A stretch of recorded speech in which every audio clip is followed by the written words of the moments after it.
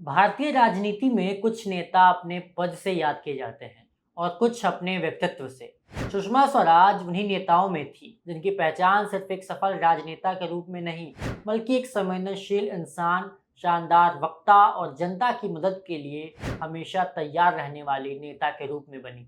6 अगस्त 2019 को उनका निधन हुआ था। उनकी पुण्यतिथि पर जानते हैं उनके जीवन से जुड़े कुछ ऐसे दिलचस्प और प्रेरणादायक किस्से जिन्होंने उन्हें भारतीय राजनीति का एक अमिट अध्याय बना दिया।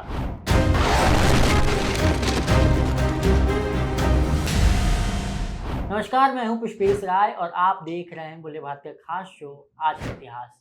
14 फरवरी 1952 को हरियाणा के अंबाला कैंट में जन्मी सुषमा स्वराज बचपन से ही असाधारण प्रतिभा की धनी थी।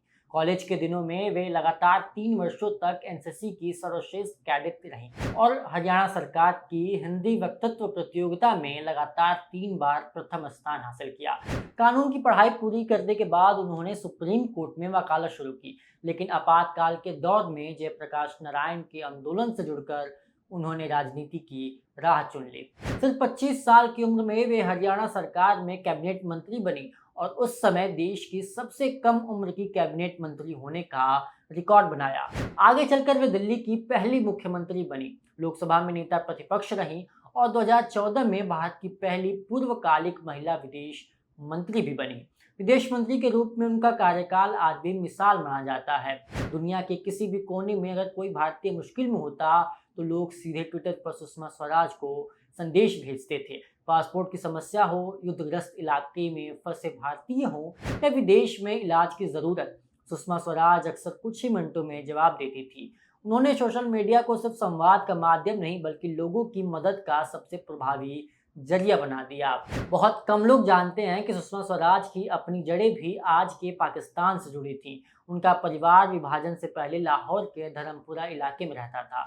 विदेश मंत्री बनने के बाद जब भी उनकी मुलाकात पाकिस्तानी नेताओं से होती तो वे अक्सर अपने माता पिता के लाहौर वाले घर और वहां की पुरानी यादों का जिक्र करती थी। इससे दोनों देशों के बीच तनावपूर्ण बैठकों का माहौल भी कई बार सहज और मानवीय हो जाता था। ये उनके व्यक्तित्व की एक अलग ही पहचान थी कि राजनीतिक मतभेदों के बीच भी वे मानवीय रिश्तों को महत्व देती थी। संसद में उनके भाषण आज भी याद किए जाते हैं। उनकी भाषा में ओज था लेकिन मर्यादा भी। वे विरोधियों पर तीखा प्रहार करती थी मगर व्यक्तिगत कटुता से हमेशा दूर रहीं। यही कारण था कि अलग अलग दलों के नेता भी उनका सम्मान करते थे। 5 अगस्त 2019 को जब संसद ने जम्मू कश्मीर से अनुच्छेद 370 हटाने का ऐतिहासिक फैसला लिया तो सुषमा स्वराज ने अपने जीवन का आखिरी ट्वीट किया। उन्होंने लिखा, प्रधानमंत्री जी, आपका हार्दिक अभिनंदन। मैं अपने जीवन में इस दिन को देखने की प्रतीक्षा कर रही थी। किसी ने नहीं सोचा था कि यही उनका आखिरी सार्वजनिक संदेश होगा। अगले ही दिन 6 अगस्त 2019 को दिल का दौरा पड़ने से उनका निधन हो गया।